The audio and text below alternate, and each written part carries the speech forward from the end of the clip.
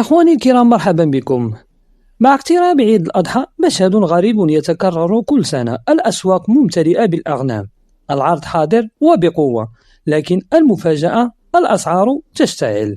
في المغرب الأضحية المتوسطة وصلت اليوم إلى حوالي 5000 درهم، رقم يطرح أكثر من علامة استفهام.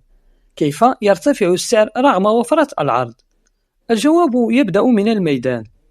الكسابة يؤكدون أن تكاليف التربية لم تعد كما كانت، فغلاء الأعلاف وتوالي سنوات الجفاف جعل تربية الماشية مغامرة مكلفة، وكل رأس غنم أصبح يحمل في ثمنه قصة معاناة طويلة.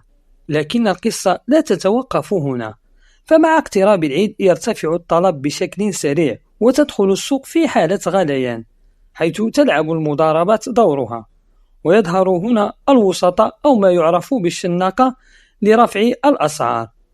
أمام هذا الواقع بدأ المغاربة يغيرون قواعد اللعبة. الكثيرون يتجهون اليوم نحو الشراء المباشر من الضيعات في محاولة لقطع الطريق على الوسطاء والحصول على ثمن أقرب للواقع.